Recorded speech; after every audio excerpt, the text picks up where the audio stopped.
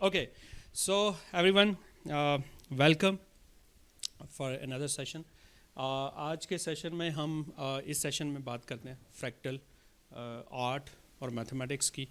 और अच्छा, इसमें ये हम ऐसे करेंगे कि शुरू में मैं आपको एक प्रेजेंटेशन दूंगा, कुछ स्लाइड्स पिक्चर्स मैं आपको शो करूंगा फ्रैक्टल्स के बारे में। फ्रैक्टल होता क्या है, फ्रैक्टल्स क्या होते हैं, नेचर के अंदर कहाँ पे हमें नज़र आते हैं, और इनको हम बना कैसे, ड्रॉ कैसे कर सकते हैं। ठीक है, मैथमेटिक्स से, आर्ट से कैसे ड्रॉ कर सकते हैं।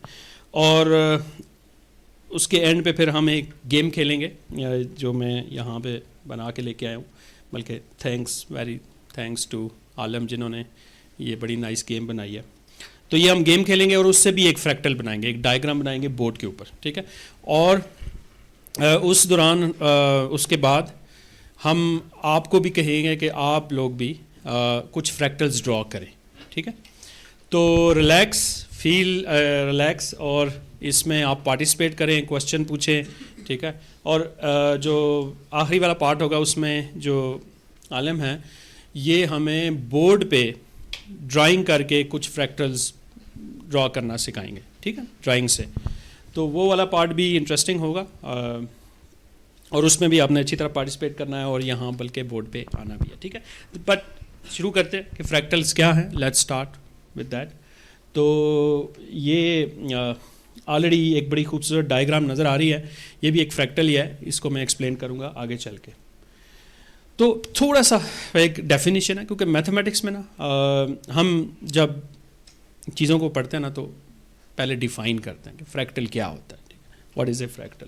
तो ये एक सिंपल सी डेफिनेशन है कि फ्रैक्टल एक मैथमेटिकल सेट है, मैथमेटिकल सेट ऑफ पॉइंट्स है और नेचुरल फिनोमिनन है with infinite complexity and approximate self similarity at any scale. ठीक है, अब जैसे कि यहाँ पे एक खूबसूरत आपको ड्राइंग भी नज़र आ रही है फ्रैक्टल की। ठीक है, जो कि इस डेफिनेशन के मुताबिक है।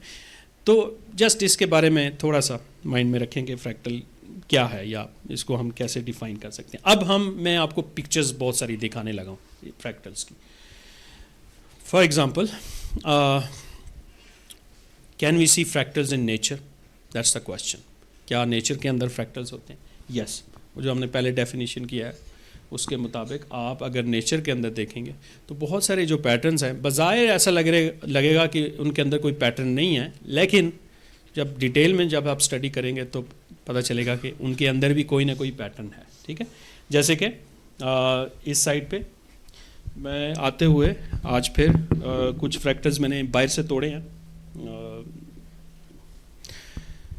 जैसे कि ये एक बड़ा खूबसूरत फ्रैक्टल है। आज क्रिसमस डे भी है और एक क्रिसमस ट्री आपको पता है वो भी इस तरह के उनके अंदर पैटर्न्स होते हैं, और अगर आप गौर से देखेंगे तो वो भी एक फ्रैक्टल पैटर्न्स होता है उसके अंदर। ठीक है, तो ये एक मैं तोड़ के लेके आया हूँ। ये कुछ इससे मिलता जुलता है अगर आप डिटेल में स्टडी करेंगे। कहते हैं कि पूरा एक पत्ता है, उसकी एक शेप है, और अगर आप हर लीफ फर्दर इस तरफ इसको देखें तो इसकी भी वैसी शेप है जैसी एज ए होल एक पत्ते की शेप है। ठीक है ना, उसकी स्मॉल ब्रांचेस भी वैसी ही हैं। तो ऐसे स्ट्रक्चर्स फ्रैक्टल्स होते हैं। मिसाल के तौर पर ये तो हो गया, एक और भी मैं तोड़ के लाया हूँ ये। ठीक है ना, ये थोड़ा सा वाइल्ड सा काइंड ऑफ प्लांट है, लेकिन आप इसके अंदर भी फ्रैक्टल देख सकते हैं या ढूंढ सकते हैं। आपको ब्रांचिंग को फॉलो करना पड़ेगा कि एक मेन ब्रांच है, ठीक है, फिर उसके बाद उसकी स्मॉल ब्रांचेस हैं। तो मेन ब्रांच से आगे सब ब्रांचेस कैसे बन रही हैं वो आपने देखना है, और फिर उनके अंदर भी फर्दर आपने देखना है कि किस तरह की ब्रांचेस है।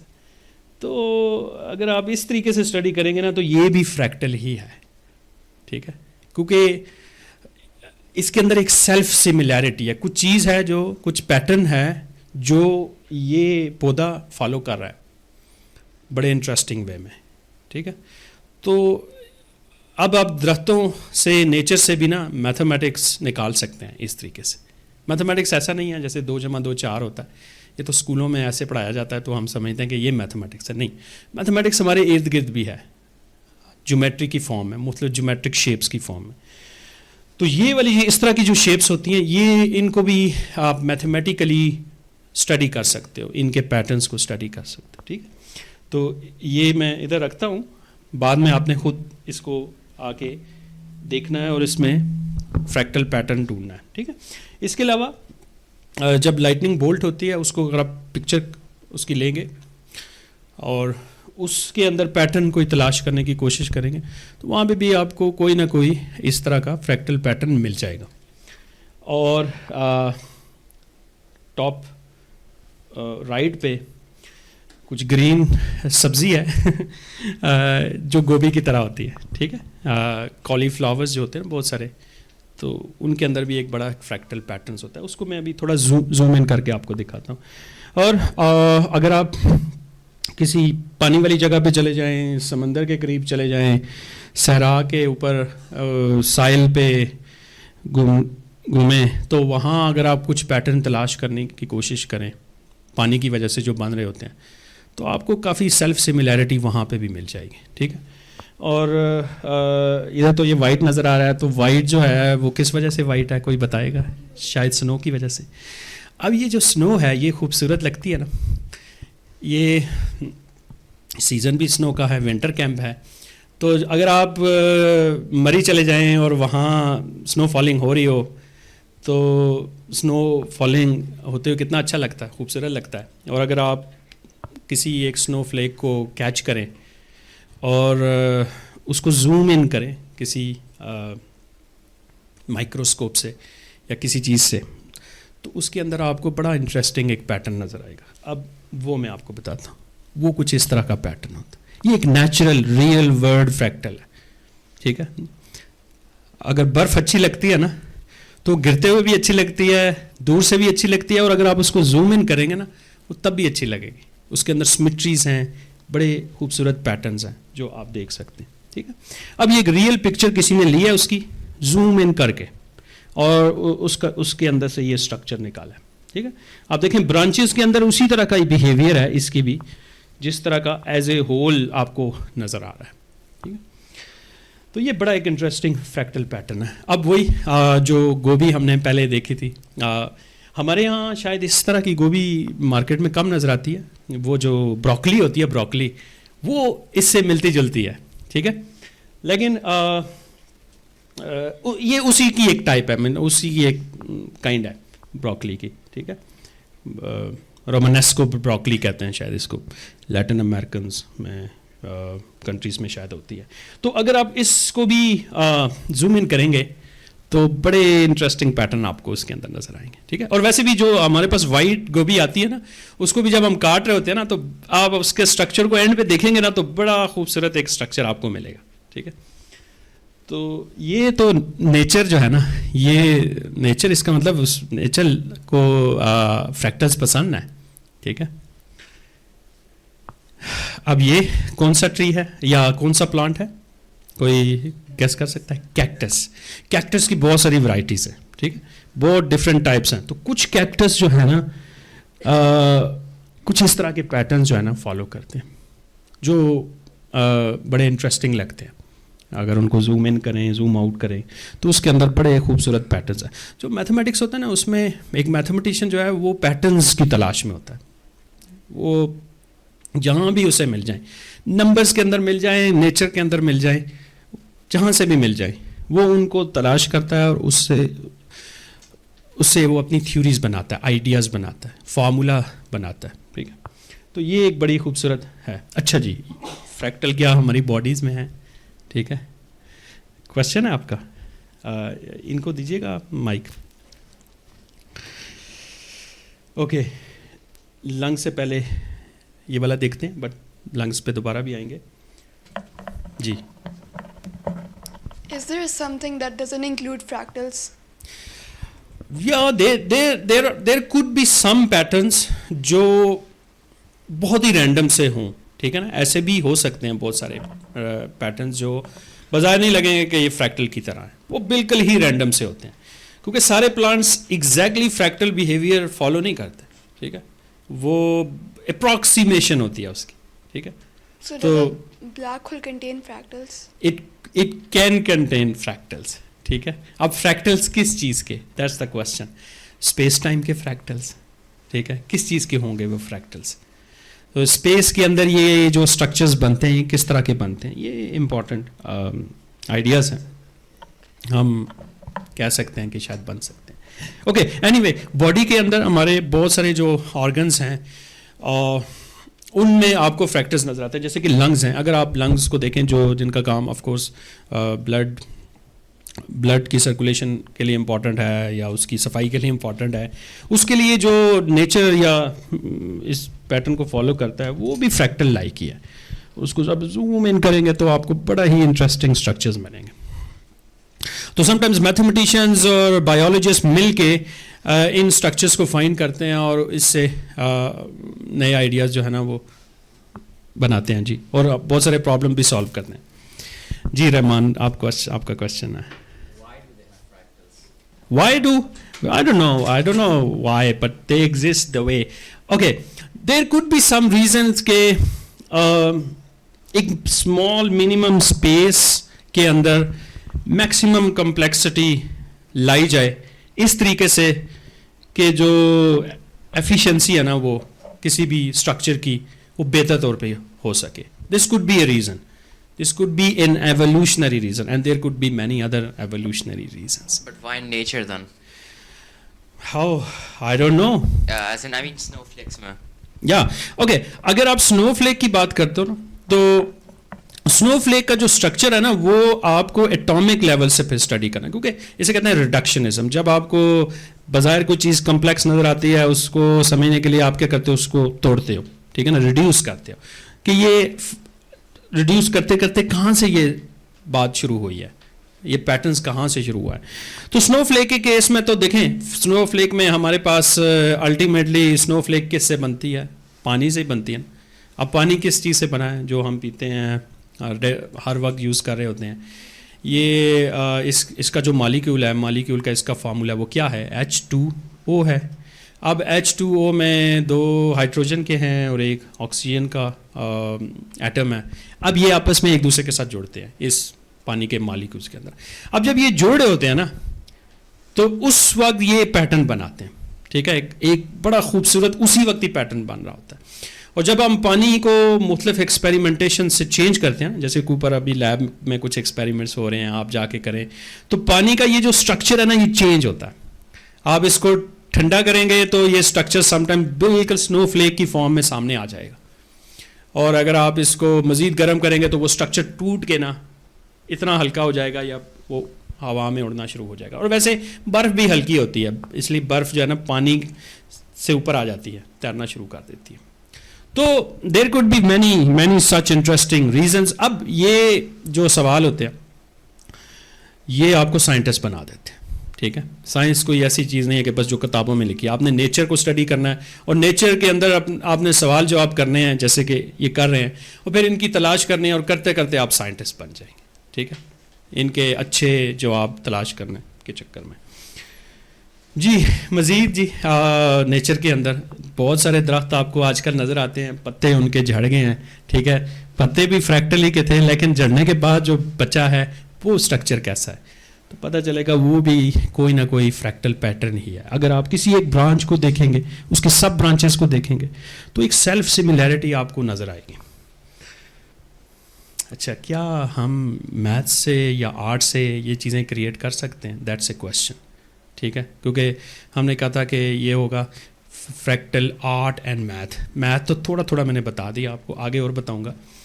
लेकिन अब हम आर्टिस्ट बन के फ्रैक्टल बनाना चाहते हैं पेजेस के ऊपर, तो कैसे बनाएंगे, या मैथ्स के ज़रिए कैसे बनाएंगे.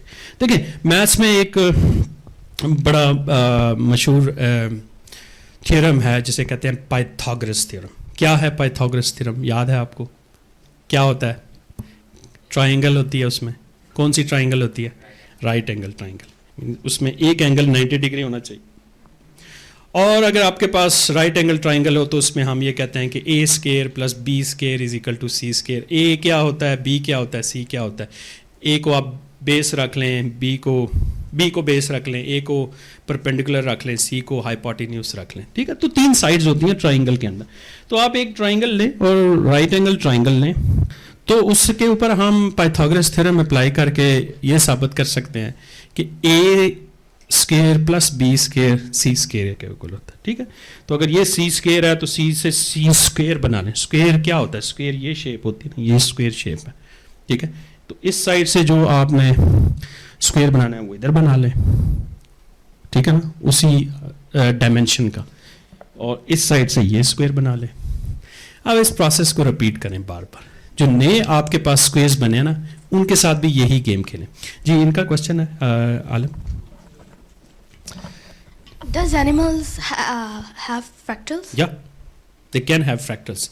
कभी कभी उनकी जो आउटर सरफेस होती है या पैटर्न्स होते हैं, जैसे जीब्रा है, उधर आपको कुछ ना कुछ फ्रैक्टल पैटर्न्स मिल जाते हैं। लेकिन बहुत एनिमल्स और हम कुछ ज़्यादा डिफरेंट तो नहीं है ना। अगर हमारे लंग्स और एनिमल्स के लंग्स निकालेंगे तो बहुत सारे पैटर्न्स आपको वहाँ पे भी नज़र आ जाएंगे। Like their skin?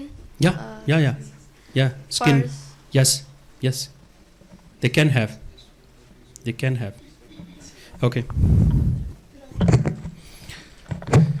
So like, are there infinite patterns inside? Yeah, in mathematics there are infinite patterns. Like in a snowflake? Yeah, no, I mean देखिए स्नोफ्लेक के केस में पैटर्न्स तो बहुत हैं, बट फाइनाइट हैं कि इन्फिनिट हैं, I think there will be finite, ठीक है ना। बट ये जो इन्फिनिटी वाली बात है ना, ये मैथमेटिशियंस की ज़्यादा होती है, ठीक है। Give me an example of infinite patterns.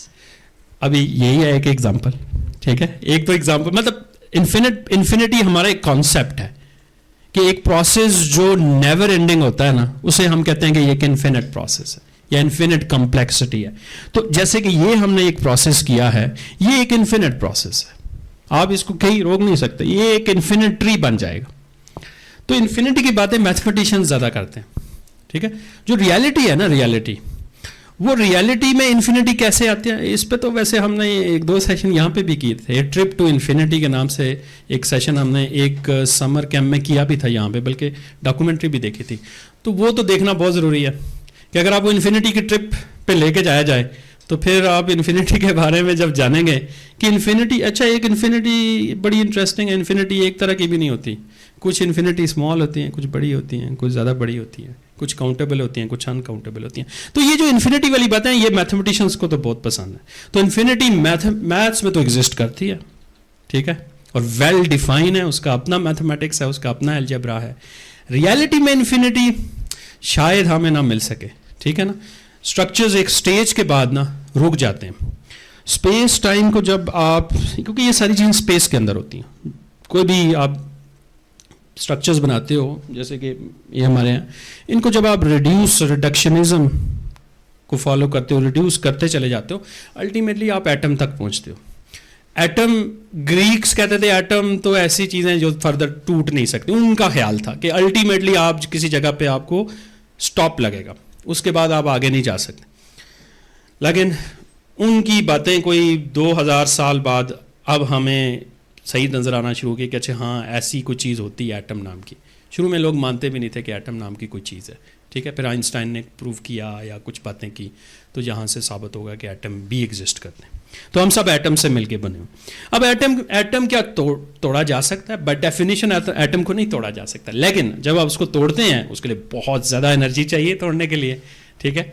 इसलिए एनर्जी रिलीज भी होती है बहुत ज़्यादा, कभी कभी बम बन जाते हैं उससे, ठीक है। तो जब वो आप एटम तोड़ते हो तो उसके अंदर जो है ना, आपको बाकी पार्टिकल्स, सब एटॉमिक पार्टिकल्स में करते करते आप जाते हो। तो अल्टीमेटली आप जब स्मॉलेस्ट स्केल पे जाते हो ना, तो एक जो लेंथ होती है ना, स्मॉलेस्ट लेंथ, वो उसे कहते हैं प्लांक्स लेंथ, ठीक है ना। वो आप एक मैथमेटिकली कैलकुलेट कर लेते हो, और अगर प्लांक्स लेंथ है तो फिर प्लांक का टाइम भी है। अच्छा, बाकी क्वेश्चन थोड़ा सा मैं बाद में लूँगा ताकि हम ना आगे चलें, ठीक है। अच्छा, इसको हम मज़ीद भी डिफाइन कर लेते हैं, ठीक है।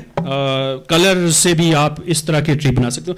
अब चूंकि ये ट्री बनाने के लिए हमने स्टार्ट ट्राइंगल से की थी, और ट्राइंगल कौन सी वाली थी, राइट एंगल ट्राइंगल थी, उससे हमने पाइथागोरस थ्योरम वाली बात की थी, ठीक है। तो इसलिए इस तरह के जो ट्रीज़ हैं इनको हम कहते हैं पाइथागोरियंस ट्री, ठीक है।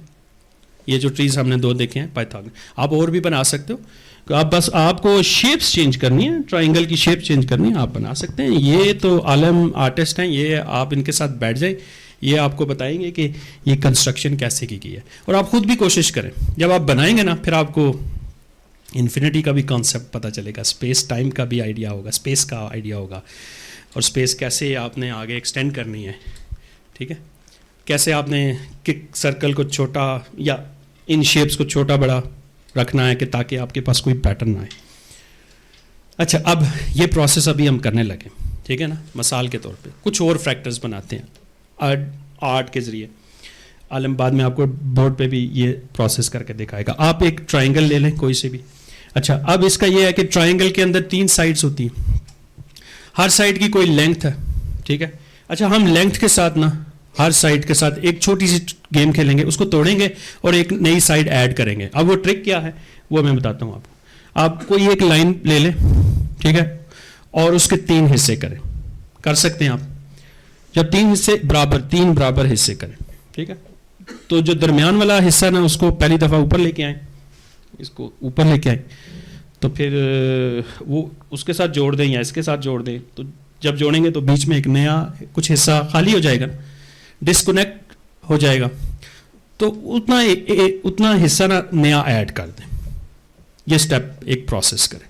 तो जब ये ऐड न्यू लाइन करेंगे ना तो ये शेप बन जाएगी। कितनी ऐड करनी है, कैलकुलेशंस अगर आप करना चाहते हैं तो वो भी कर लेंगे। 1 होल एंड 1/3 इतना नई एडिशन हो जाएगी। तो ये ओरिजिनल लेंथ थी टोटल एक पॉइंट से दूसरे पॉइंट तक।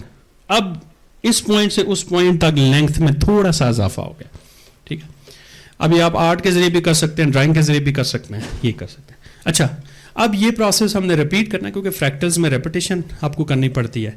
अब जो नई लाइंस बनी है आपकी, ये भी एक लाइन है, ये भी लाइन है, ये भी 4 नई लाइंस बन गई है ना। इस हर लाइन के साथ यही प्रोसेस रिपीट करें, ठीक है। इसको भी तोड़ना है, इसको भी, इसको भी, इसको भी। तो हर लाइन से कितनी नई लाइन सेगमेंट्स बनती हैं? 4। पहले ली थी तो कितनी बनी थी? 4। तो इसके साथ करेंगे तो इससे भी 4 ही बनेगी। तो हर लाइन से 4 बनेंगे। चलें जी, वो जो ओरिजिनल हमने ट्राइंगल ली थी ना उसके साथ ये गेम खेल ली हमने। हर साइड से हमने क्या किया, नई लाइंस बना दी और उससे ऐसे इसी पैटर्न से बना दी। अच्छा, अब इसके साथ भी वही गेम खेलें हर जगह पे, ठीक है, ऐसे हो जाएगा। इससे अगले स्टेप में क्या करना है, रिपीट करना है यही प्रोसेस। जो नई लेंथ आपकी आई है स्मॉल, उसके साथ वही सेम प्रोसेस, उसको तोड़ना है तो ये बन जाएगा और ये बन जाएगा। ये क्या बन रहा है, कुछ फ्रैक्टल पैटर्न बना ना, स्नोफ्लेक की तरह का, ठीक है ना। इसका एक नाम भी है, आगे चल के बताऊंगा। इसको अब आप जूम इन करें कि ये जो आपने, क्योंकि देखें पेंसिल आपको शार्प लेनी पड़ेगी तो फिर कम्प्लेक्सिटी बढ़ जाएगी ना। तो लेकिन मैथमेटिकली क्या हो रहा है, क्या पैटर्न फॉलो हो रहा है, उसको तो देखा जा सकता है। फिर आपको जूम इन करना पड़ेगा माइक्रोस्कोप से।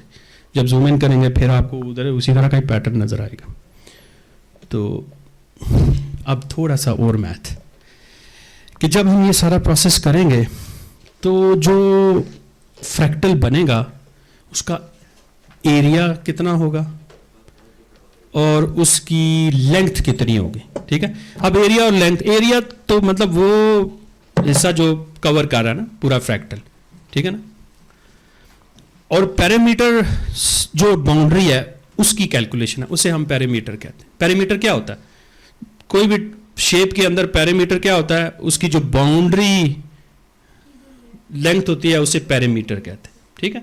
तो अब आप इस फ्रैक्टल का एरिया कैलकुलेट करें और पैरामीटर कैलकुलेट करें, कौन सी चीज़ फाइनाइट रहेगी और कौन सी इन्फिनिट होती चली जाएगी, कोई बता सकता है?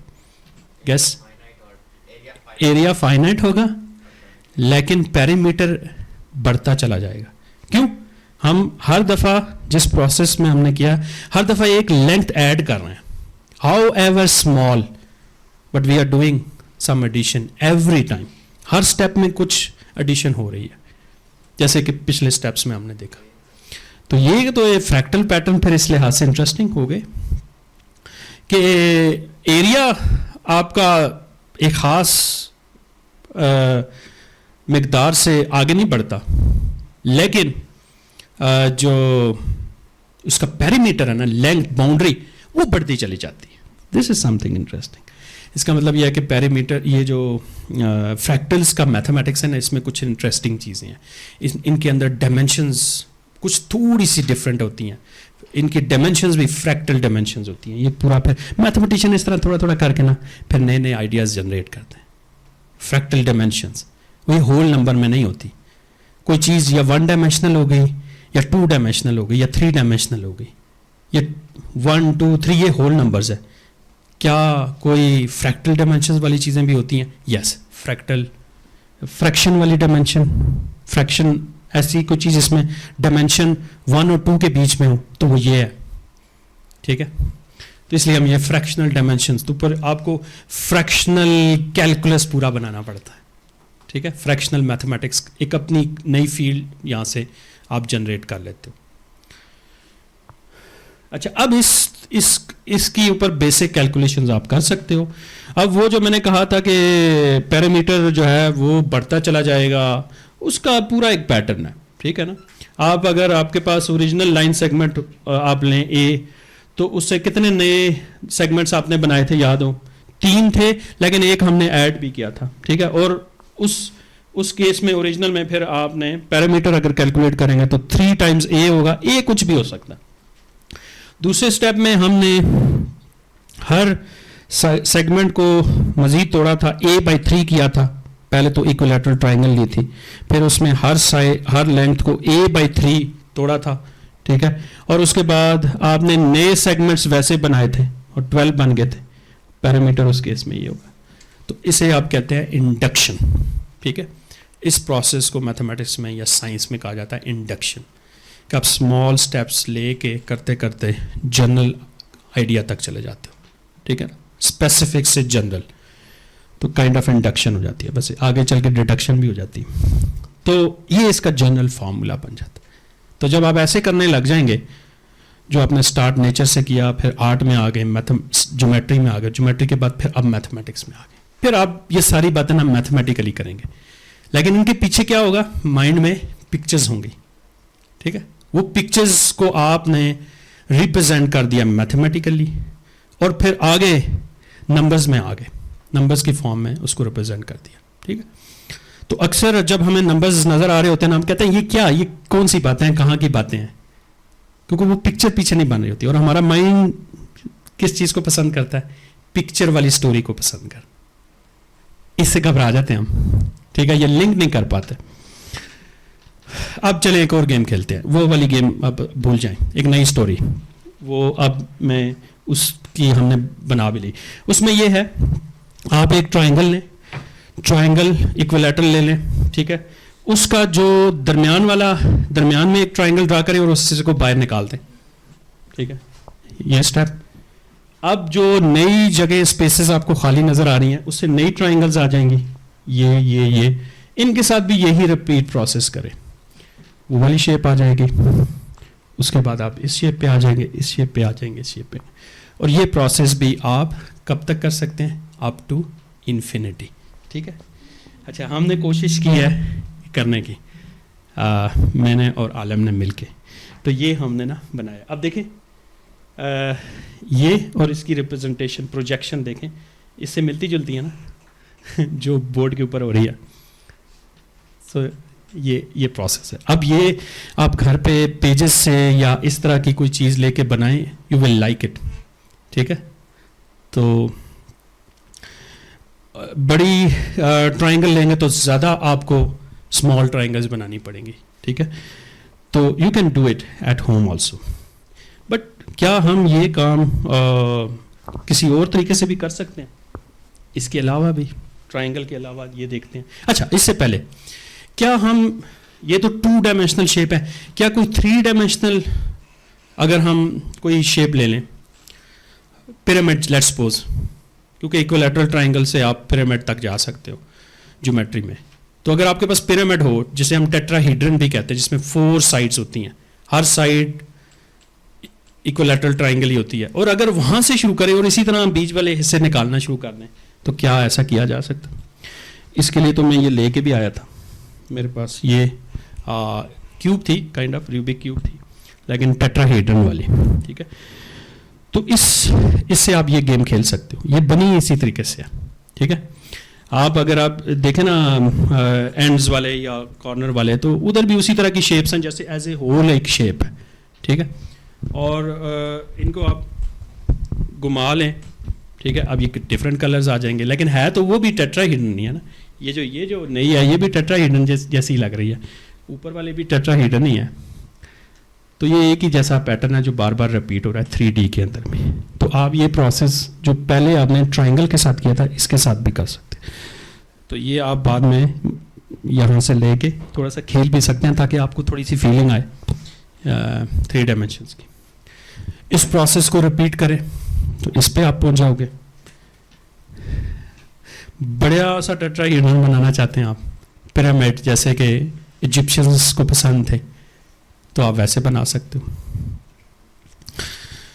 ओके, अब मजीद कम्प्लेक्स मैथमेटिक्स में अब ये है, ठीक है ना। मैथमेटिशियंस पे इधर रुकते नहीं हैं, उनको जब फॉर्मूला पता चल जाता है, वो रियल वर्ल्ड से ना एकदम से कम्प्लेक्स वर्ल्ड में जाने की कोशिश करते हैं। कम्प्लेक्स वर्ल्ड में जब आप जाओगे ना, जिसमें कम्प्लेक्स नंबर्स होते हैं, क्योंकि इसमें कम्प्लेक्सिटी है, पैटर्न्स हैं, केओस है, लेकिन कम्प्लेक्सिटी है, लेकिन इसके पीछे मैथमेटिक्स भी। आप इन सारी चीज़ों का भी मैथमेटिक्स बना सकते हो। तो ये एक शेप है, इसके लिए आपको कंप्यूटर की ज़रूरत पड़ेगी, ठीक है ना। मतलब ये आप अपने उस पर नहीं बना सकते, हाथ से बनाना ये मुश्किल हो जाएगा। और इसके लिए भी अगर आप इसको जूम इन करेंगे ना, किसी भी साइड पे, तो वैसा ही स्ट्रक्चर आएगा जैसे होल आपको नज़र आ रहा है, ठीक है। बट इसके लिए आपको कंप्यूटर प्रोग्रामिंग करनी पड़ेगी या कंप्यूटर की हेल्प लेनी पड़ेगी। और नंबर्स जो यूज़ होते हैं वो कम्प्लेक्स नंबर्स होते हैं। कुछ नंबर्स रियल होते हैं, जो बेसिक काउंटिंग वाले नंबर्स होते हैं वो रियल नंबर्स होते हैं, उन्हीं से ही फिर हम कम्प्लेक्स नंबर्स भी बना लेते हैं, क्योंकि स्क्वायर रूट लेना पड़ता है। पॉजिटिव नंबर्स का स्क्वायर रूट आ जाता है, नेगेटिव नंबर का स्क्वायर रूट नहीं मिलता हमें। तो नेगेटिव नंबर्स के स्क्वायर रूट को हम इमेजिनरी कहते हैं। इमेजिनरी नंबर जो होता है ना, वो आई से हम उसको रिप्रेजेंट करते हैं। और हर कम्प्लेक्स नंबर के अंदर रियल पार्ट भी होता है और इमेजिनरी पार्ट भी होता है। और कम्प्लेक्स नंबर्स को जी से रिप्रेजेंट किया जाता है। आई थिंक जी जो है वो शायद इसलिए किया जाता है, जर्मन ज़बान में जो नंबर्स हैं उनको जालन बोला जाता है, जालन, ठीक है। तो जालन का पहला जो लफ्ज़ है, जालन बोलेंगे या उनकी सालन प्रोनाउंस करेंगे जर्मन लैंग्वेज में। तो जी जो है उसका फर्स्ट अल्फ़ाबेट है, तो इसलिए हम नंबर्स को या इंटीजर्स को भी जी से रिप्रेजेंट करते हैं। तो कम्प्लेक्स नंबर्स को ऐसे रिप्रेजेंट किया जाता है। तो ये जो डायग्राम आपको नज़र आ रही है, कम्प्लेक्स सी और खूबसूरत भी, और जूम इन करेंगे तो इन्फिनिट कम्प्लेक्सिटी भी आपको नज़र आएगी। इसके पीछे जो इक्वेशन है ना जिससे ये बनी है, वो ये है, इतनी सादा सी इक्वेशन है। इस इक्वेशन के साथ इसकी वैल्यू चेंज करके एक रिकर्सिव प्रोसेस से, ठीक है, आप पॉइंट्स बनाते हो और उन पॉइंट्स को जब आप ड्रॉ करते हो तो ये शेप बन जाती है इन्फिनिट लेवल पे। अच्छा, अगर आपको ये अच्छी लग रही हैं बातें, तो फिर आप चाहेंगे कि इस तरह की कुछ मज़ीद बातें जानने की कोशिश की जाए, तो आपको कुछ किताबें पढ़नी होंगी, ठीक है। तो ये जो पिछला वाला पैटर्न था ना, जो हमने ये देखा था, इसे कहते हैं मैंडल-ब्रॉट सेट, ठीक है। Mendel-brought set. अब मैंडल-ब्रॉट एक मैथमेटिशियन था, उसके नाम से आई है फ्रैक्टल। तो उसने एक किताब भी लिखी है, ठीक है, फ्रैक्टल ज्योमेट्री के ऊपर लिखा हुआ Benoit B Mandelbrot the original word of fractals. तो इसने फ्रैक्टल्स पहले भी मैथमेटिशियंस डिफरेंट स्टडी कर रहे थे, उनको एक आइडिया नहीं था कि कम्प्लेक्स नंबर्स के थ्रू भी इनको एक बड़े अच्छे तरीके से एक्सप्लेन किया जाए। उसकी बड़ी रीज़न यही थी कि कंप्यूटर नहीं था। बेनवा मैंडल-ब्रॉट तक कंप्यूटर सामने आना शुरू हो गए। तो जब आपके पास कंप्यूटर सामने आ जाते हैं ना, कंप्यूटर से जब आप ये ड्राइंग करना शुरू कर जाते हैं ना, फिर आपको समझ आना शुरू हो जाती है कि ये तो पूरा एक स्ट्रक्चर बना था। इसलिए ये पैटर्न पहले भी एग्जिस्ट करते थे, मैथमेटिशियंस अपने अपने तौर पे कुछ उन्होंने फ्रैक्टल्स बनाए हुए थे, लेकिन जो टेक्नोलॉजी चाहिए थी ना मज़ीद इनको एक्सप्लोर करने के लिए या इनका मैथमेटिक्स जानने के लिए, वो कंप्यूटर शायद उसका इंतज़ार था। क्योंकि आपको ये ड्राइंग करने के लिए ना millions sometimes billions points draw करने होते हैं, तब जाके ये पैटर्न सामने आता है। तो वो फिर उस टाइम पे जब ये IBM शुरू के कंप्यूटर्स आए थे, तो तब उन्होंने इन लोगों ने ना इस तरह की जो इक्वेशंस थी जो पहले हमने देखी वो ड्रॉ की, तो बड़े इंटरेस्टिंग पैटर्न सामने आए। अच्छा, अब इन किताबों को आप खोलेंगे, इस तरह की इस ज्योमेट्री को एक्सप्लोर करेंगे, तो बहुत डिफरेंट टाइप के आपको ना फ्रैक्टल्स नज़र आएंगे जिनके मुख्तलिफ नाम हैं। वो जो पहले हमने बनाई थी, ये इसे कहते हैं शेर एक पॉलिश मैथमेटिशियन है शेरपिंस्की, उसके नाम से आई है शेरपिंस्की ट्रायंगल। अब ये आज से तकरीबन 100 साल पहले की बात है, उसने ये चीज़ें बनाई थी, ठीक है। और जो पहले हम कर्व बना रहे थे उसे कोक कर्व कहते हैं या कोक ये ऊपर स्नोफ्लेक कहते हैं। 1 डायमेंशन से भी आप बना सकते हैं, ये आलम अभी आपको करके दिखाएंगे ये कैसे बनाते हैं, ठीक है। और बहुत सारी हैं जो आप इधर देख सकते हो, ठीक है।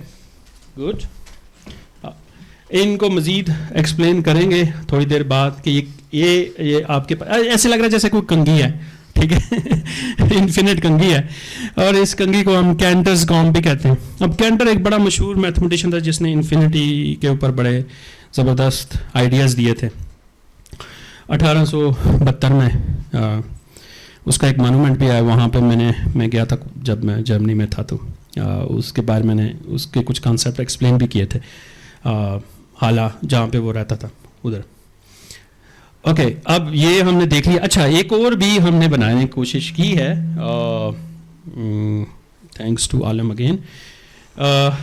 देखिए, शेरपिंस्की ट्रायंगल तो हमने बना ली ना, तो कारपेट भी बनाई जा सकती है ऐसे, शेरपिंस्की कारपेट भी, ठीक है। अब जो लोग कारपेट का बिजनेस करते हैं या बनाते हैं, उनको अगर आप ये पैटर्न्स दिखा दोगे ना और उनको अगर बनाने की कोशिश करेंगे ना, बड़ी मेहनत है इसमें, लेकिन अगर बना लेंगे तो बड़े अट्रैक्टिव लगेंगे, ठीक है ना। तो ये कारपेट है जो आप बना सकते हो, ठीक है। ये देखें हमने बनाई बड़ी मेहनत से, कि आप स्क्वायर लोगे, दरमियान वाला हिस्सा निकालोगे, फिर उससे और ये आलम को पता है कितनी मुश्किल से इसने बनाया है, ठीक है। तो इसको हम शेरपिंस्की कारपेट कह सकते हैं या शेरपिंस्की कारपेट, ओके। और वो वाले हमने देख लिए थे कर्व्स के, ये अभी ड्रॉ करेंगे हम कुछ बोर्ड पे भी। अच्छा, इसी तरह का 3D में भी कर सकते हो, जैसे हमने टेट्राहेड्रन का किया था ना 3D के अंदर। आप स्क्वायर से भी ना, कारपेट से भी बना सकते हो। तो वो जो बनेगी फ्रैक्टल, वो जो फ्रैक्टल बनेगा 3D के अंदर, वो स्पंज की तरह होगा। ये जो हम घर में बर्तन धोने के लिए स्पंज यूज़ करते हैं ना, उनके अंदर छोटे छोटे सुराख होते हैं, ठीक है। तो उनको भी आप जूम इन करेंगे ना, तो आपको बड़ा इंटरेस्टिंग अंदर खाने और एक अपनी बिल्डिंग सी नज़र आएंगी, अपार्टमेंट्स होंगे, ठीक है। तो ये खूबसूरत सी बिल्डिंग आपको नज़र आएगी उसके अंदर, इससे हम स्पंज कहते हैं। और ये एक ऑस्ट्रियन आई थिंक मैथमेटिशियन था, मेंगर या मेंजर, उसके नाम से ये उसकी कंस्ट्रक्शन है। वो बताई हुई है कि पहले आप लाइन से शुरू करें, फिर उसके बाद आप बनाएं कारपेट, फिर उसी तरह का प्रोसेस 3D में करने की कोशिश करें। इनके अंदर नॉट्स भी आप बना सकते हो, ठीक है। नॉट इज़ अनदर टॉपिक जो मुझे अच्छा लगता है, कि इन खानों के अंदर से आप ये रस्सियाँ लेके मुख्तलिफ नॉट्स भी बना सकते हो। अच्छा जी, अब हम गेम की तरफ आते हैं जी। अब जो हमने एक खूबसूरत ज़बरदस्त गेम बनाई है, ये गेम है टावर ऑफ हनोई, ठीक है। हानो भी बोलते हैं शायद इसे। हनोई या हानो जो है वो कैपिटल है, नहीं बस मुझे थोड़ा सा एक्सप्लेन करना है, बस फिर उसको शुरू करते हैं। लास्ट 20 मिनट्स में हम गेम खेलते हैं, फिर इसको एक्सप्लेन करते हैं। तो हनोई जो है या हानो जो है, ये कैपिटल है वियतनाम का। उसके नाम से एक पजल गेम है जो कि हमने यहाँ पे बना के लेके आ गए हैं। अच्छा, ये मैंने इसकी एक डायग्राम, हनोई है तो H1 से जो डायग्राम बनेगी ये बनेगी, H2 से ये बनेगी, H3 से ये बनेगी, H4 से ये बनेगी। ये क्या है, कैसे बनी है, इस गेम से गेम खेलेंगे और जो जो हमारी स्टेप होंगे, जो मूवमेंट होगी, उनको हमने ग्राफिकली रिप्रेजेंट करना, ग्राफिकली, ठीक है। तो ये आपके पास ये गेम होगी। अच्छा गेम क्या है? गेम यही है कि आपके पास इस इधर गौर से देखें, हमारे पास 3 पेग्स हैं, इन्हें पेग्स बोलते हैं, ठीक है ना, डंडियां जो ऊपर इस 3 लगाई हमने, ये पेग्स हैं, 3 पेग्स हैं और 3 डिस्क्स हैं, इन्हें हम डिस्क कह देते हैं, ठीक है। 3 नहीं, ये 4 हैं, जितनी मर्जी रख लें, इससे कोई फ़र्क नहीं पड़ता, लेकिन हम 3 से शुरू करते हैं। तो 3 से आपने ये गेम शुरू करनी है, और गेम ये है कि आपने गेम का गोल ये है कि आपने इस सारे को उठा के इस तरफ लेके आना है। मतलब ये इनिशियल स्टेट है जो कि यहाँ पे पड़ी हुई है, और फाइनल स्टेट, गोल स्टेट ये है कि आपने इन सब को उठा के इस तरफ तीसरी वाली पैक पे लेके आना है, इसी तरतीब से। Rule of the game, rule क्या है? एक टाइम पे नंबर 1, एक टाइम पे एक ही डिस्क को मूव करना है। नंबर 2, जब आप मूवमेंट कर रहे होंगे, छोटी डिस्क के ऊपर बड़ी डिस्क नहीं रखनी, ये अलाउड नहीं है। क्यों? देखिए, जब आपको कोई गेम खेलनी होती है तो गेम के रूल्स बनाने पड़ते हैं ना, और चेस हो या फिर ये हो। तो ये एक सिंपल सी गेम है, समझ आ गई आपको? गेम आसान है, अभी हम खेलते हैं। अच्छा, फिर उससे हम इनकी ड्राइंग बनाएंगे। ये इसका खूबसूरत सी ड्राइंग है जो अभी बोर्ड के ऊपर भी नज़र आ रही है। अच्छा, ये हमने कुछ दिन पहले भी ये हम इस पर एक सेशन किया था डिटेल में, fractals from real and complex number. ये तो ब्लैक होल के जो यूट्यूब चैनल है उस पे जाके आप इसको ज़रूर देखें, मज़ीद जानना चाहते हैं तो। उसमें हमने ना ये बड़ी डिस्कशन की, मैंने और आलम ने। आई रियली लाइक दैट, ठीक है। ये हम डिस्कशन करते रहे काफ़ी देर तक कि भाई इससे कैसे मज़ीद ड्राइंग की जा सकती है, कैसे ये। अच्छा, ये मुझे मिल नहीं रही थी मार्केट से, तो पिछली दफ़ा तो हमने इस तरह की बनाई थी जल्दी में लेकिन बना ली, उससे हमने खेली। लेकिन आलम लाइक्ड इट वेरी मच कि उसने फिर दोबारा से ये बहुत अच्छी कंस्ट्रक्शन की, ठीक है। तो अब आलम इस पे तब से खुशी से इसको फॉलो कर रहा है, एंजॉय कर रहा है, और मैं भी इस चीज़ को एंजॉय कर रहा हूँ, फ्रैक्टल आर्ट और मैथमेटिक्स को, ठीक है। तो अब ये कैसे बनाई है, ये गेम कैसे खेली गई है, ये अब हम आलम से सीखेंगे, ठीक है। पहले गेम खेलेंगे और फिर आलम हमें एक्सप्लेन भी करेगा और कुछ फैक्टर्स ड्रॉ करके भी दिखाएगा, ठीक है। सो ये मेरी प्रेजेंटेशन थी। अब हम गेम खेलने लगे हैं और फिर उसकी ड्राइंग करेंगे, ओके। और अब आलम अगेन मेरे साथ हेल्प करेगा, ठीक है। अच्छा देखें, अगर आपके पास सिर्फ दो डिस्क हो ना, लेट्स से 2 डिस्क हो, या अगर लेट्स सपोज अगर एक ही हो तो बहुत ही सिंपल गेम बनेगी। हम आइडिया तो ये है ना कि इसको उठा के इधर ले आना, तो आप पहले स्टेप में ही ले जाएं, तो कुछ कहेगा नहीं पहले मैं इसको इधर लेके आऊँ, इधर ले आऊँ, वो भी ठीक है। तो उससे ट्राइंगल बनेगी, H1 जिसे हम कहते हैं, शुरू में हमने कहा था। लेकिन अगर आप 2 रखेंगे तो फिर आपने देखना कितनी पॉसिबल मूव्स आप कर सकते हो जिससे ये गेम कंप्लीट होगी, ठीक है। तो फिर आप इसको उठा के इधर रख लें, ठीक है, इसको उठा के इधर रख लें और फिर इसके उठा के इधर रख लें, ठीक है। तो जो मिनिमम आपने स्टेप्स किए ना इसको कंप्लीट करने के लिए, वो आपने नोट करने हैं, उससे एक पैटर्न बन जाएगा, ठीक है। अच्छा, ये 2 के लिए बड़ी आसान सी डायग्राम बन जाएगी, ठीक है। अब लेकिन हमने ये की हुई है 3 के लिए। कितने के लिए की हुई है? 3 के लिए। ये जो डायग्राम अभी आलम ड्रॉ की हुई है, ये 3 के लिए है, ठीक है। और ये हर मूव जो है ना यहाँ पे शो हुई है। मैं ये चाह रहा था कि आप यहाँ से मूव्स करें, फिर मैं यहाँ पे नाइन को, हाँ जी, ताकि इनको समझ आ जाए कि कौन सा मूवमेंट हो रहा है। अब आप में से कोई खेलना चाहता है, हाथ खड़ा करे, आ जाए, शुरू करे, और हम आपकी मूव्स गिनेंगे। आ जाओ, ठीक है। हाँ जी, आपको अभी ये इस तरफ इधर आए ताकि बाकी लोग भी देखें कि आपकी मूव्स। जी, सारे इधर देखें, ये फिलहाल इस पोजीशन में है। हाँ जी, दिस वन 1 2 3 4 5 6 7 8 9, ओके। तो 9 स्टेप में इन्होंने ये कंप्लीट किया। अच्छा, अब कोई उधर से इधर लाना चाहेगा? कोई और? एनीवन?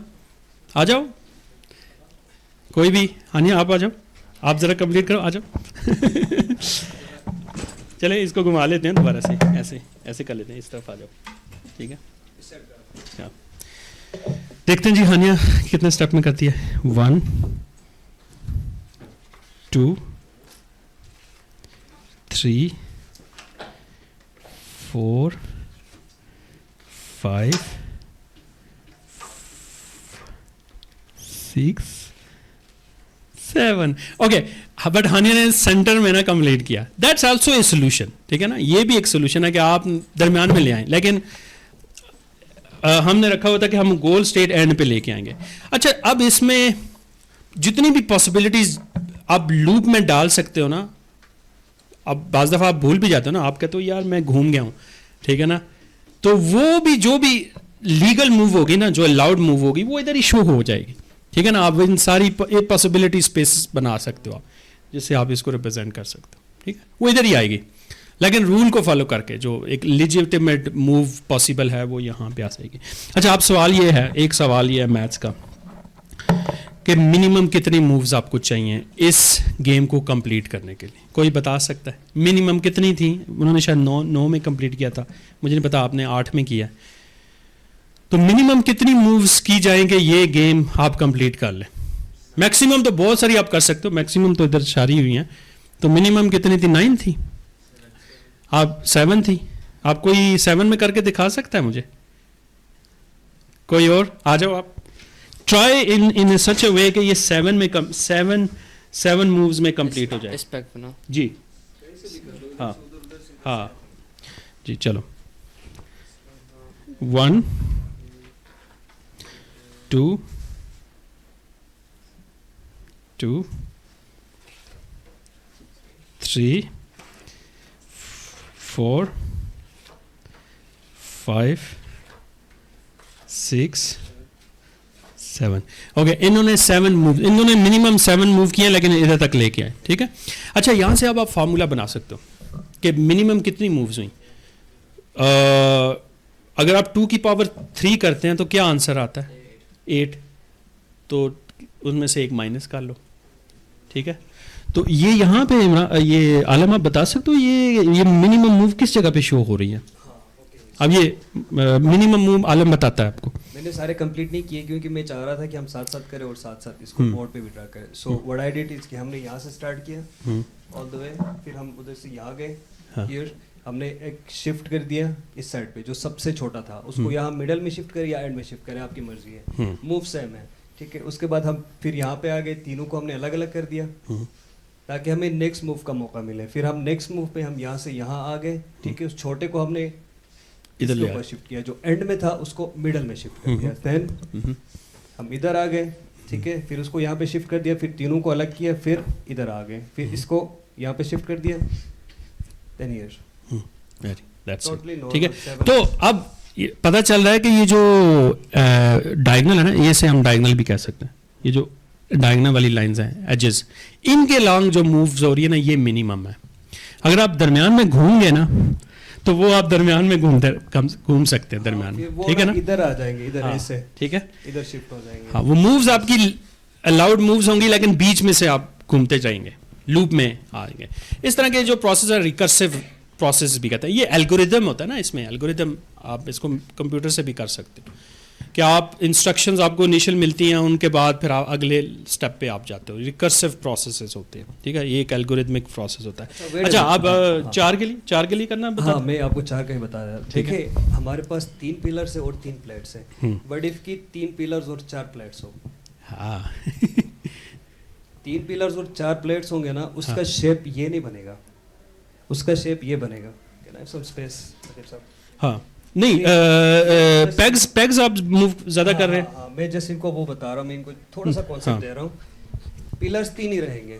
पिलर्स देखिए, मैं इनको प्लेट्स बोल रहा हूँ, नदीब साहब इनको पेग्स बोलते हैं। खैर नहीं, पेग्स ये है। हाँ ओके, ये इनको मैं पिलर्स बोलता हूँ। पिलर्स, ठीक है।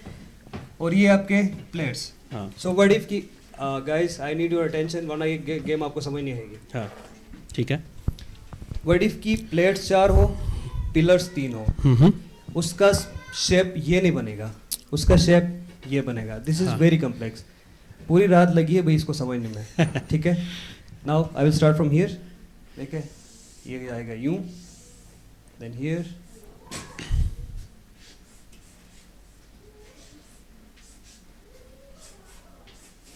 सी,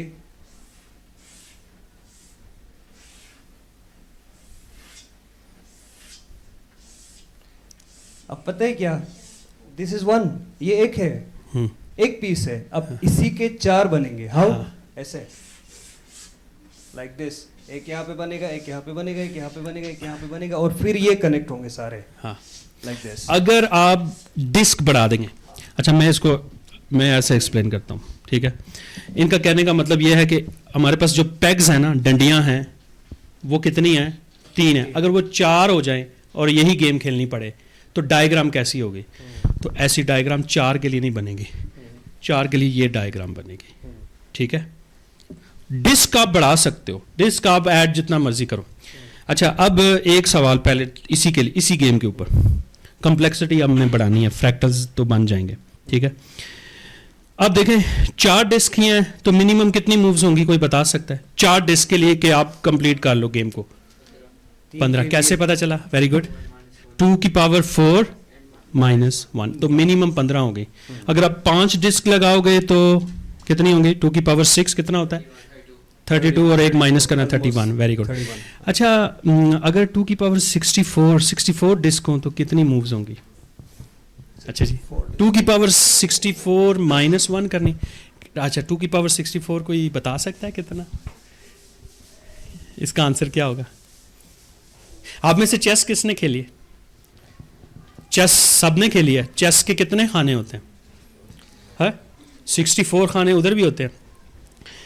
तो कहते हैं कि एक इंडियन मैथमेटिशियन था, जब उसने पहली दफ़ा चेस बनाई तो वो बादशाह के पास ले गया कि मैंने ये गेम बनाई है, देखें ये इसमें बादशाह भी है, किंग है, क्वीन है, प्यादे हैं, सारे उस तरह की एक गेम है, घोड़ा भी है, ठीक है। तो देखें ये कैसी है गेम। तो उसको अच्छी लगी बड़ी, उसने कहा अच्छा ये तो बहुत ही कमाल गेम है और बादशाह सलामत से रिलेटेड भी है तो तुम बताओ इस पे तुम्हें कोई इनाम मिलना चाहिए, बताओ क्या इनाम दिया जाए। तो उसने क्या कहा कि याद है आपको इस स्टोरी का?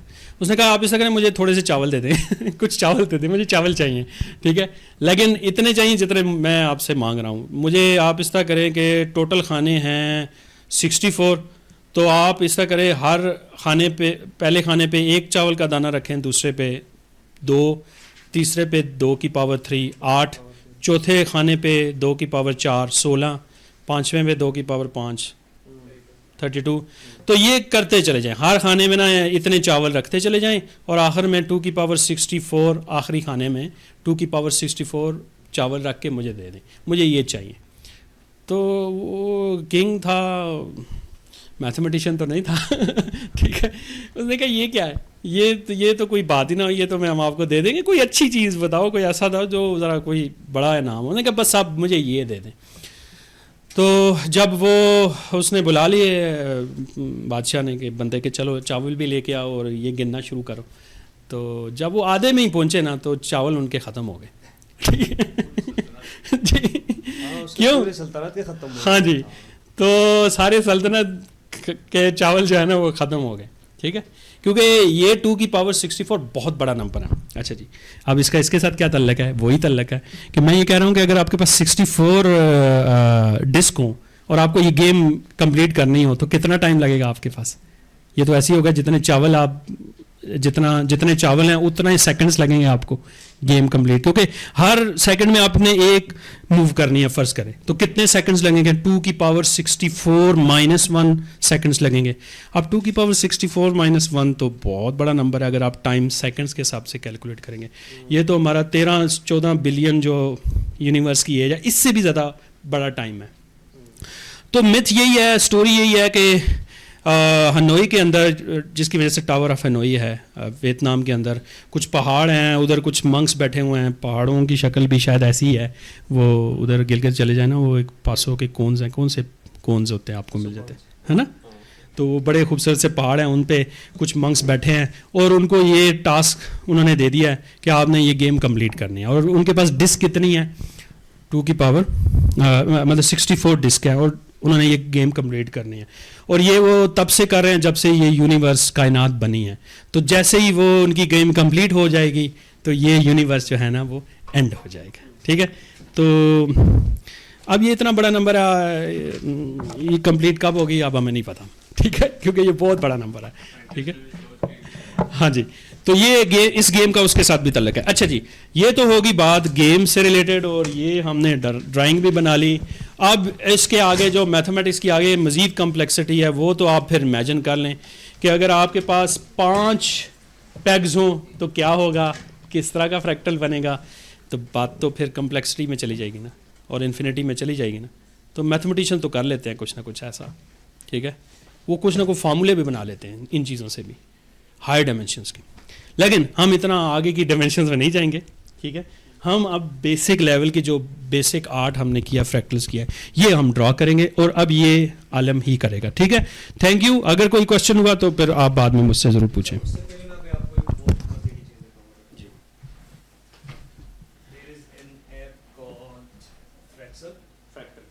No it's fractal, it's not fractal, ठीक है। सो ये दिख रहा है आपको, ये लाइन से स्टार्ट हो रहा है, ठीक है। Now now let me do this.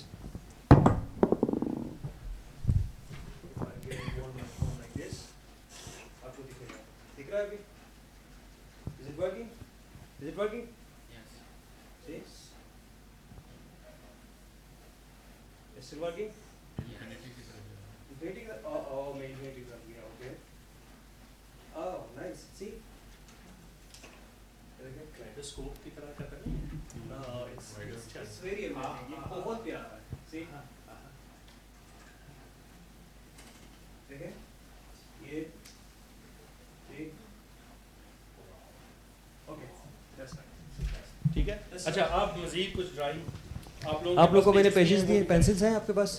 Okay, let's start. So the first one is art, fractal art. हाँ, the first one is calm fractal.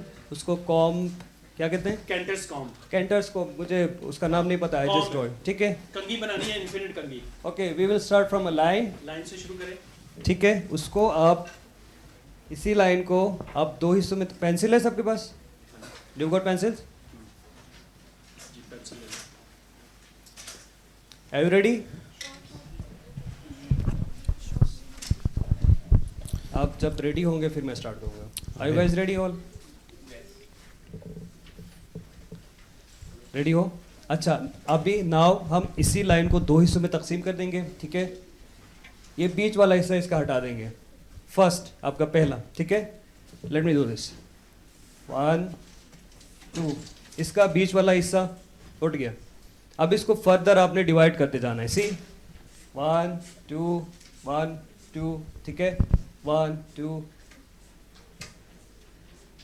Further. मेरा तो इधर ही ख़त्म हो गया बोर्ड में। हाँ, पेंसिल शॉप लेनी पड़ेगी, ठीक है। ठीक है, तो ये कंघी की तरह कुछ बन जाएगा। तो ये इसे कैंटर्स कॉम कहते हैं, क्योंकि एक इन्फिनिट सेट बन जाता है। इसे एक इन्फिनिट प्रोसेस आपको नज़र आप करते हुए आप खेल रहे हो। आप समझ लो कि ये नंबर लाइन थी, नंबर लाइन को आपने इंटरवल्स में, सब इंटरवल्स में डिवाइड किया जी। सेकंड में अब हमने शिरपिंस्की, हाँ यस, अब हमने वो जो कर्व बनाई थी ना, कोक कर्व उसे कहते हैं, साइल के ऊपर जो बनती है वो बनानी है, ठीक है जी। लाइन से ही बनेगी जो मैंने हमने प्रोसेस बताया था। ओके जी, स्टार्ट फ्रॉम हियर। लाइन से नहीं बल्कि मैं इनको जो मुझे मिले उसी से मैं स्टार्ट कर लेता हूँ। हाँ, सी ऐसे, दिस वन, ऐसे, अप डाउन, ऐसे, ठीक है। ओके हाँ, first, okay guys, okay okay. Second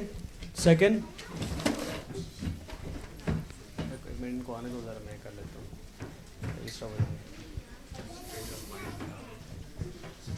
okay, we are still in class. प्यारे बच्चों, अब क्लास चल रही, हम छोटे उस्ताद बैठ जाओ बेटा, बैठ जाओ, सारे बैठ जाओ, सब बैठ जाओ, बैठ जाओ बेटा, बैठ जाओ। Okay, second this is 1 2, first step है, ठीक है। हम इसी को फिर आगे फर्दर हिस्सों में तकसीम करेंगे, ठीक है, this will go like this. ठीक है, अब मैंने डायरेक्ट ही एक बना दिया, ठीक है, वरना ये जाएगा यूं, यहाँ से मैं इसको यूं करने के बाद फिर I will go like this, फिर मैं ये मिटाऊंगा। ओके, समझ आई? समझ आई? समझ आई? Okay, let me draw this again ताकि आपको दोबारा समझ आ जाए। सी, शायद इससे सब कंफ्यूज हो गए। कंफ्यूज हो रहे हैं। Okay, see the third. Hmm, 1 2, ठीक है, मैं ये मिला रहा हूँ, आप इसको मिटा दें रबर से अगर आपके पास रबर है तो। Okay, and the fourth from here, fifth this and this and this and this and this, ठीक है, ये बनता जाएगा इस हद तक, here and from here and from here and from here, ठीक है, ये आगे। तो ये जो स्नोफ्लेक था ना, हाँ, उसकी तरह का बन जाएगा। ठीक है, कर्व भी बना सकते हो साइल समुंदर के ऊपर जिस तरह की बन रही होती हैं, और फ्लेक भी बना सकते हैं। ओके जी, अब हम ये जरा, अच्छा ये सब ट्राई करें, ये बड़ा इंटरेस्टिंग है जी। ये बना लेते हैं। शेरपिंस्की ठीक है, ट्राइंगल, ठीक है। पहले इस ट्राइंगल ड्रॉ करना पड़ेगा आपको। हाँ, कर लेते हैं। ठीक है, जिससे हमने ये डायग्राम भी बनाई थी। Okay. अब हम ये करने लगे। प्यारे बच्चों, एक ट्राइंगल लें, फर्स्ट ट्राइंगल, हाँ इक्विलैटरल हो, सारी साइड्स इक्वल हो। ठीक है, ऐसी ट्राइंगल लें। अभी done with first triangle. Second आपने उसी के अंदर ही बनाना है, ठीक है। ये दरमियान वाली ट्राइंगल निकाल लेनी है। ये देखें, हाँ, बड़ी ट्राइंगल में से दरमियान उसी तरह की ट्राइंगल ड्रॉ करके, तो बस समझ लें कि दरमियान वाला हिस्सा निकाल ठीक है। लिया। अब आप लोगों ने करना क्या है, जितना स्पेस है उसको ट्राइंगल से भरना है। हाँ जी। इधर देखें, see from here this goes here, see जहां जहां आपको ट्राइंगल, हाँ सी, एग्जैक्टली, जहां ट्राइंगल नजर आती है ना, उसके साथ यही प्रोसेस रिपीट करें। कीप डूइंग, सी, तो बहुत खूबसूरत सा फ्रैक्टल मिल जाएगा आपको। बन रहा है? डोंट डू दैट, बन रहा है? Yes, very okay, the third one is, good. अब यही काम हमने इसके लिए किया था। हाँ, अच्छा जी, अब इसे कहते हैं कारपेट, शीरपिंस्की कारपेट। ठीक है, शीरपिंस्की कारपेट, ठीक है, साइड पे रख दो। क्योंकि पहले हमने ट्राइंगल से बनाया, अब हम स्क्वायर से बनाएंगे जी। स्क्वायर से Ready? कैसे बनाएंगे? ओके, पहले स्क्वायर ड्रॉ करें। स्टेप 1, दरमियान वाला हिस्सा निकालें। Step 2, okay,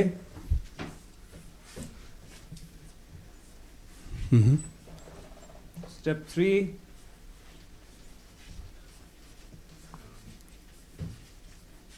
and so on. अब चूंकि ठीक ये है। कटना मुश्किल था, इसलिए डॉट से, ग्रीन डॉट से शो किया है हाँ, आलम ने क्योंकि यहाँ अब इसके बीच में भी कटेंगे ना, ऐसे, जी। सी, ऐसे। पे। हाँ, तो ये इन्फिनिट प्रोसेस आपका यहाँ पे भी। कितने ट्रायंगल्स बने? वेयर आर 3 यहाँ पे ये वाले ओके ओके ओके, नहीं, वो शायद हाँ। उसकी कह रहे हैं। हाँ हाँ, ओके फाइन, सी, अच्छा ठीक है, हम इसी को बनाते हैं। लुक हियर, इधर देखें, ये देखें, हाँ, बन गए दो, ठीक है। Now 3, very good. 4, 5, who will come and draw? कौन ट्रायंगल बनाएगा? आ जाओ बड़े उस्ताद। ऐसे बनानी है, हाँ, ठीक है। प्रीमिसेस से बाहर नहीं जाना, उसी के अंदर ट्रायंगल नहीं, उस साइड पे भी बना सकता है। इसी के अंदर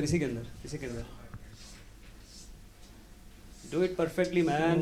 वो फिर मेरे ख्याल में ठीक अगर है, आप सही कर रहे हैं तो फिर बिल्कुल हाँ, सही कर रहे हैं। साइड पे बना लो आप। ट्रायंगल से स्टार्ट करो, क्योंकि ये बहुत फिर मैस सा हो जाएगा। Okay, Very good. अटैच करो इसको, हाँ। अटैच कर दो, गो लाइक दिस बेटा। हाँ, Then very good.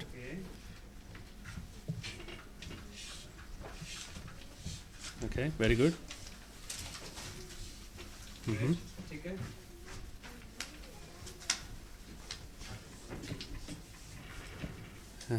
Very good.